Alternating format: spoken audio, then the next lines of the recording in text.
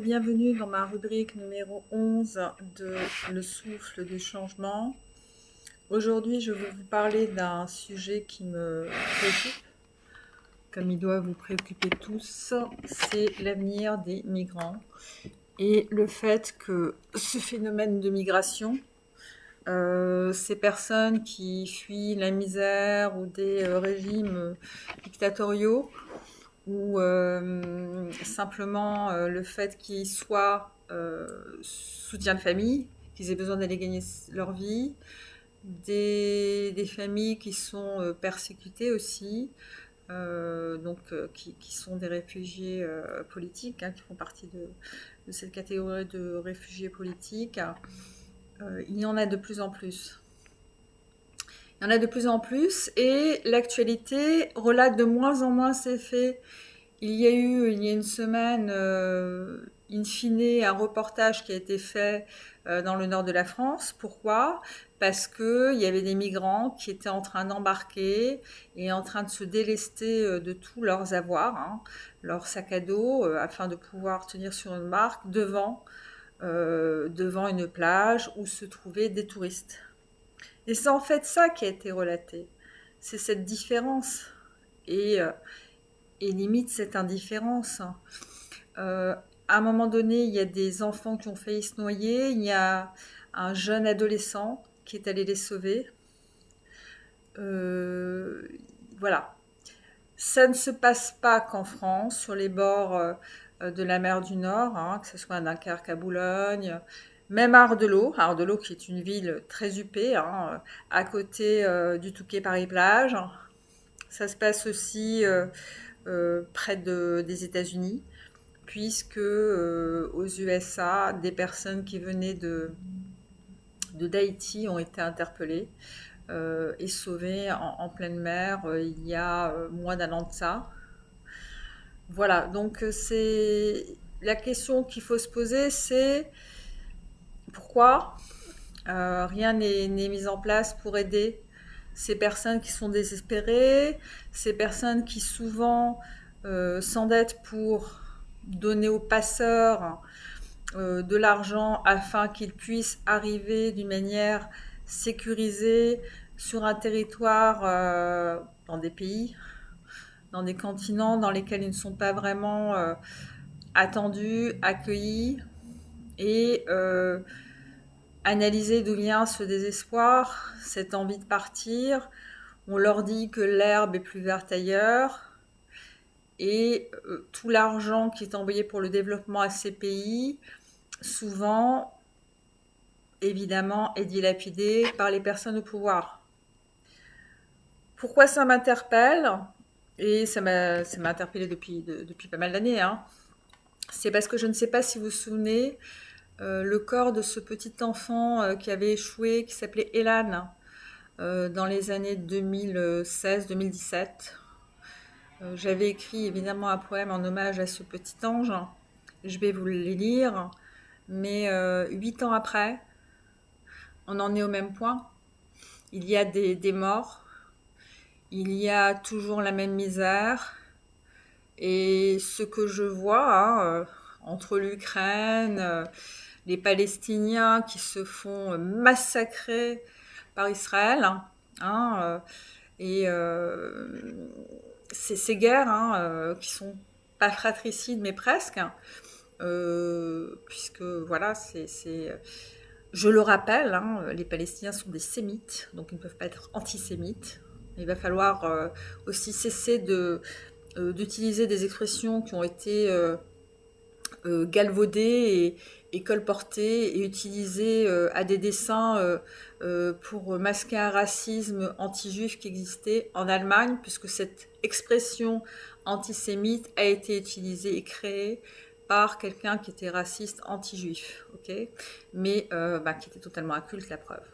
Sinon, il ne l'aurait pas utilisé, et il ne voulait pas utiliser le terme anti-juif. Voilà. Donc déjà, il faut réhabiliter ce terme. Là, je vous perds. Voilà. Je suis vraiment interloquée du monde dans lequel nous vivons actuellement, où il y a énormément d'indifférence par rapport à ce qui est le plus important, c'est-à-dire les enfants, ces enfants qui périssent au quotidien, que ce soit dans la mer, que ce soit à cause de ressources naturelles qui sont convoitées par des grandes puissances. Donc c'est cette vie qui est, ces vies qui sont prises en tant que maman évidemment. Voilà, je m'adresse à toutes les mamans. Hein. Je ne comprends pas en fait où ce monde va. Je pense que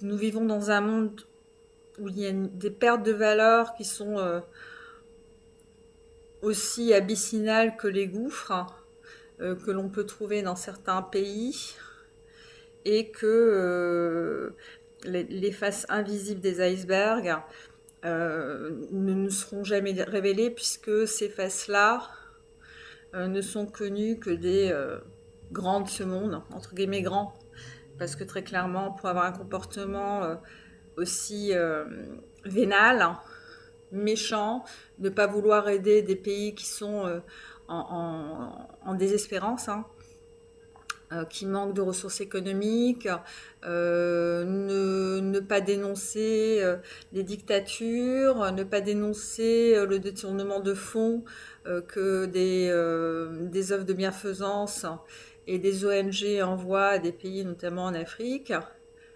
Voilà, je veux dire, qui ne dit mot qu'on sont. Donc, des grandes puissances sont aussi, on va dire, coupables, puisque au lendemain de la guerre, l'ONU n'a pas été créée que pour éviter la guerre, mais pour aussi préserver un ordre mondial et un équilibre. Voilà, je vais vous lire le poème sur ce petit ange qui était Hélène, puisque, ben voilà, c'est une fois de plus l'actualité. On a l'impression qu'on est dans un cercle vicieux. Hommage à Hélène et à tous les réfugiés.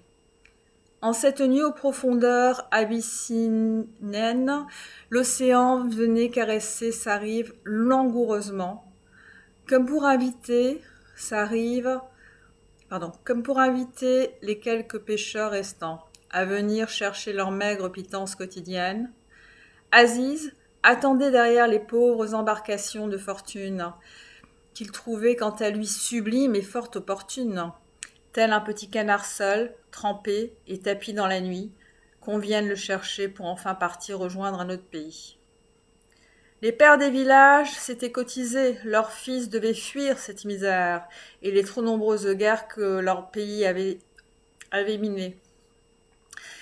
Ils auraient donné des océans de larmes et de sang pour que survivent leurs fils face à ces hommes blancs, lesquels de leurs richesses passées les avaient privés, des troubles et des guerres ils avaient fomentés pour mieux asseoir une domination pré- et postcoloniale soigneusement calculée.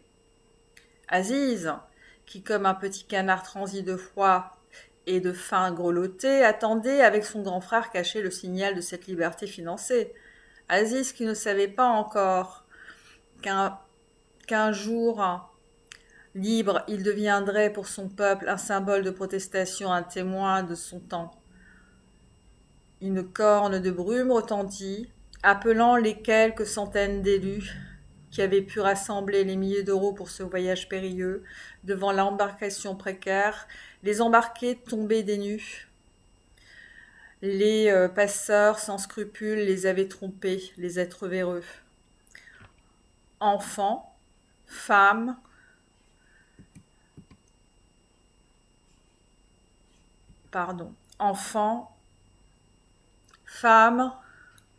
hommes pêle-mêle étaient ainsi entassés. Et déjà la barque instable, dangereusement tanguée. Le passeur leur demanda de ne garder que le nécessaire, ce qui se résumait en fait à l'alimentaire. Ils devaient délester la barque dès maintenant s'ils voulaient arriver tous en vie en Occident.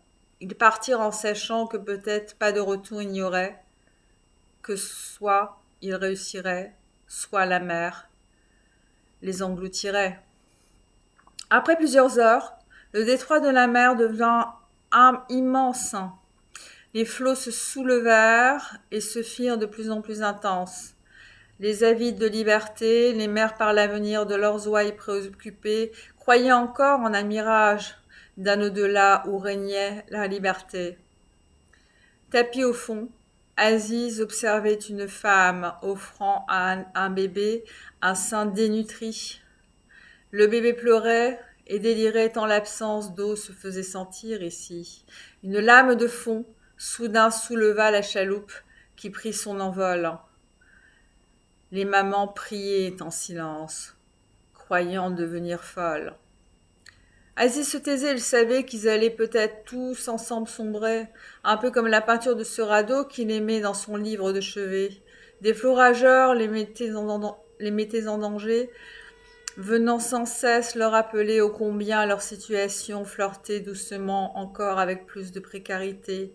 Ils avaient fui pour refuser la guerre, ils avaient fui pour éviter la misère, mais leurs pères étaient restés essayant de défendre leur terre. Les passeurs, eux, s'enrichissaient toujours plus de ces achats d'âme que de renonciations, de privations, pensa Aziz, pour finir emportés par une lame. Dès leur plus jeune âge, on leur avait parlé à tous de l'Occident, du respect des droits de l'homme et du citoyen, des patries de Shakespeare, de Goethe, Mirabeau et Jean-Joseph Mounier, d'accès à l'éducation gratuite, de la justice face à une charte égalitaire de la laïcité. Lui, qui, croyant, fuyait les actes criminels de ses faux frères, préférait rejoindre d'autres bergers, d'autres terres loin de ces mercenaires, pour avoir la chance de témoigner et enfin de vivre en paix. Là où venait, le peuple terrifié se devait de rester muet. La vague les porta jusqu'au rivage. Elle les avait épargnés, laissant partir ses otages. Repue d'autres vies, elle était satisfaite des sacrifices offerts par des passeurs malhonnêtes, dont les barques, piètres embarcations n'étaient que des cercueils flottants. Aziz ne savait pas encore qu'il ne reverrait pas ses cousins, sa tante et le petit Elan, dont l'âme, désormais, siège à la droite de notre Père à tous, Abraham. Élevons-nous contre ces injustices. En tant que citoyens du monde, demandons justice pour que plus jamais d'autres innocents ne subissent les mêmes sorts que ces réfugiés qui ne cherchent que l'amour et la paix, mais que d'autres esprits chagrins et tout autant extrémistes refusent d'accueillir en leur sein, pays où des personnes maintenant intégrées et alarmistes oublient un peu trop vite que bon nombre de leurs anciens étaient un jour eux aussi venus chercher du travail, l'amour, la paix du prochain. La France est plurielle, l'Europe est plurielle, le monde est infiniment pluriel. Loin de la terreur d'autrui et de l'égoïsme, redevenons altruistes, loin des manipulations politiques. Nos âmes sont belles, car rien de bon ne pourra naître de ces systèmes protectionnistes, que toujours plus de haine et de morts inutiles. Dès maintenant, dès aujourd'hui, joignons nos mains, tous nos mains, pour bâtir des ponts de paix qui permettront aux générations de demain d'aller librement de pays en pays, d'île en île. Voilà, ce poème est aussi tiré de Sur l'échiquier du monde, donc publié en 2017.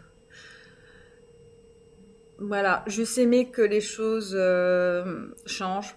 Quand je relis ce que j'ai écrit à l'époque, je les avais pas relus depuis évidemment, je reste étonnée en fait finalement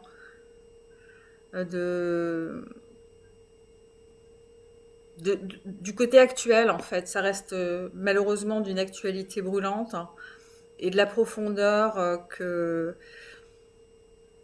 cela peut revêtir. Je pense qu'il faut être vraiment inhumain ou insensible pour ne pas ressentir quoi que ce soit devant tout cela, devant tout ce qui nous frappe actuellement, d'une manière directe ou indirecte. Voilà, je vous remercie. Ma rubrique a été un peu plus longue que d'habitude. Je vous souhaite une belle fin d'après-midi et je vous dis à très vite. Voilà. Bonne soirée.